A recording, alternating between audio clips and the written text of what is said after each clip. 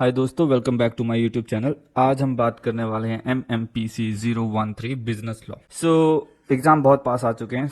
मुझे पता है सारी चीजें पढ़ने का टाइम तुम्हारे पास नहीं है। ये कुछ रिपीटेड क्वेश्चन है, रिपीटेड क्वेश्चन ही नहीं, ये कुछ इंपॉर्टेंट क्वेश्चन है जो तुम्हें इस सब्जेक्ट से लेके पता होना चाहिए। वीडियो में ले चलता हूँ। सबसे पहले बात करते हैं बिजनेस लॉ। बिजनेस लॉ है क्या? Right, It is a branch of law that deal with rules, regulation, which go on how business operate. Business law का मतलब है वो रूल्स और रेगुलेशन जो एक बिजनेस को चलने में हेल्प करते हैं। बिजनेस लॉ एक ऐसा कानून है जो बिजनेस को लीगल और फेयर तरीके से चलने में मदद करता है। ये हर बिजनेस एक्टिविटी को रेगुलेट करता है, चाहे वो कॉन्ट्रैक्ट साइन करना हो या कंपनी स्टार्ट करना हो या किसी डिस्प्यूट को लीगली सॉल्व करना हो।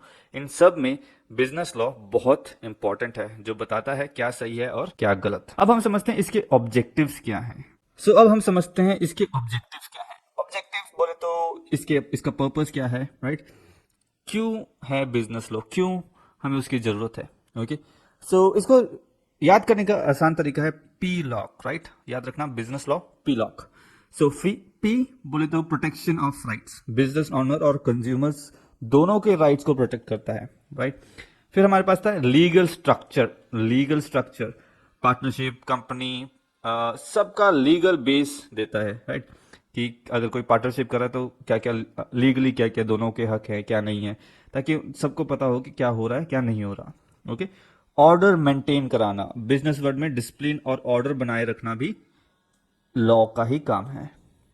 Conflict resolution means provide way to settle business dispute, right? अगर जो बिजनेस रिलेटेड कुछ प्रॉब्लम्स हो जाती है या डिस्प्यूट हो जाते हैं, कोई लड़ाई झगड़ा है या कोई प्रॉब्लम है, किसी को पैसे देने हैं, कुछ है, ये बिजनेस लॉ उसको भी लीगली सॉल्व करने में मदद करता है। Knowledge and clarity. Business honours को उनके लीगल ड्यूटीज और राइट के बारे में अवेयर करता है, राइट? ये कुछ ऑब्जेक्टिव है बिजनेस लॉ के। सिग्निफिकेंस, क्यों बिजनेस लॉ जरूरी है?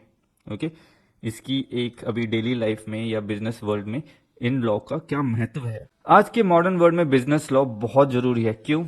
कॉन्ट्रैक्ट्स वैलिड बनाने के लिए, कस्टमर ट्रस्ट बिल्ड करने के लिए, फेयर कंपटीशन मेंटेन करने के लिए, एम्प्लॉय और इन्वेस्टर्स प्रोटेक्शन के लिए, और डिस्प्यूट को लीगल तरीके से सॉल्व करने के लिए।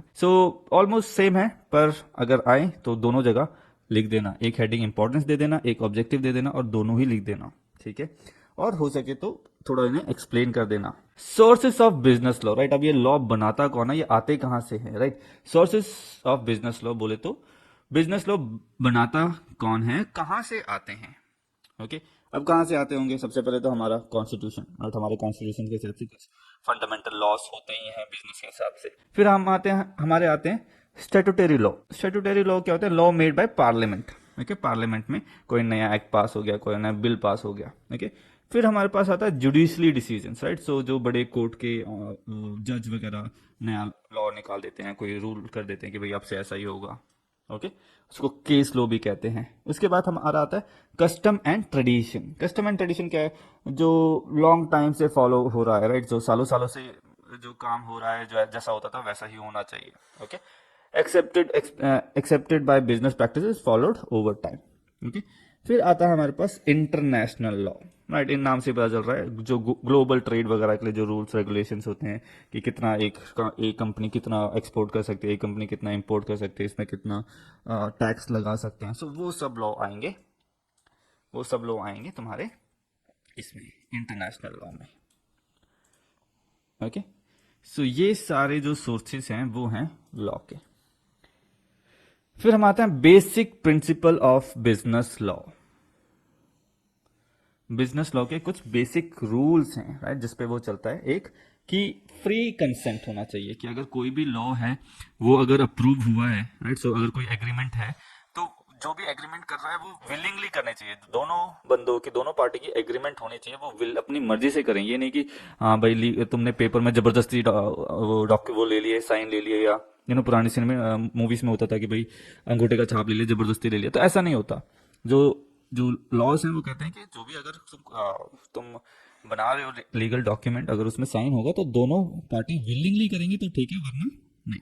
ओके, फिर आता है capacity of contract, right? Capacity of contract होता है जो पार्टी इन्वॉल्व हो रही है वो उसमें जो उसकी एज है वो और मेंटल स्टेबिलिटी होनी चाहिए, राइट। उसको अपने डिसीजन लेने का वो काबिल होना चाहिए, नहीं कि 3 साल के बच्चे को तुमने बोल के उसकी सारी प्रॉपर्टी ले ली, नहीं, राइट। फिर lawful constitution, something of value must be चीज, राइट। और फिर होता है परफॉर्मेंस एंड एनफोर्समेंट। जो परफॉर्मेंस एंड जो कॉन्ट्रैक्ट फॉलो होने चाहिए, राइट। सो अगर कोई लॉ बना है तो ये भी देखना पड़ता है कि हाँ वो फॉलो हो रहा है या नहीं।